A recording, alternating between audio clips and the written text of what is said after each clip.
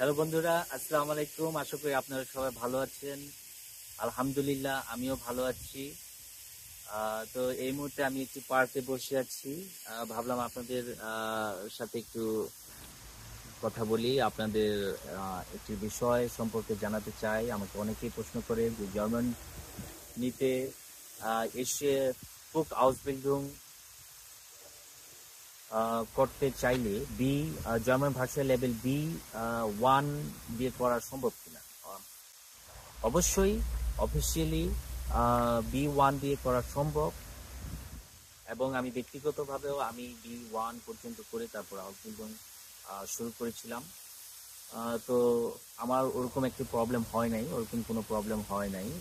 প্রথম 1-2 মাস একটু প্রবলেম হয়েছে, পরবর্তীতে ইনশাল্লাহ কঠোর পরিশ্রমের কারণে এবং প্রতিদিন প্র্যাকটিসের কারণে ঠিক হয়ে গেছে।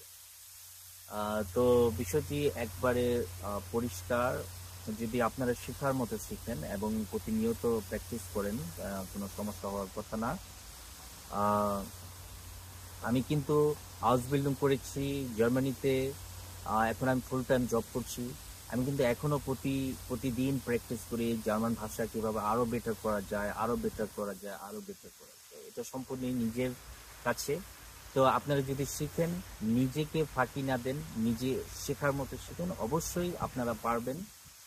নিঃসন্দেহে আমি যেহেতু পেরেছি, আপনারাও পারবেন। আমি আপনাদের উপরে আস্থা রাখি, বিশ্বাস রাখি, এবং আপনারা পড়ার মতো পড়ে হাউস বিল্ডিং করে নিজেদের ভবিষ্যৎকে উজ্জ্বল করেন, এটাই আমার কামনা।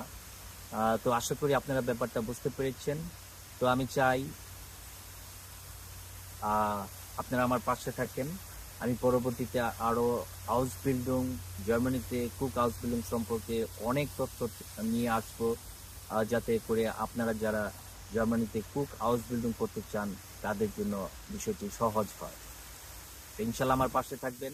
আমার ভিডিওটা আপনারা আপনার ভাই বোন, ছেলে মেয়ে, পাড়া প্রতিবেশী, বন্ধু বান্ধব যে জার্মানিতে কুক হাউস বিল্ডিং করতে চায় তাদের সাথে শেয়ার করতে পারেন এবং আমার পাশে থাকতে পারেন। আশা করি আপনারা সবাই ভালো থাকবেন। পরবর্তীতে আরেকটি বিষয়ে আরেকটি ভিডিওতে দেখা হবে।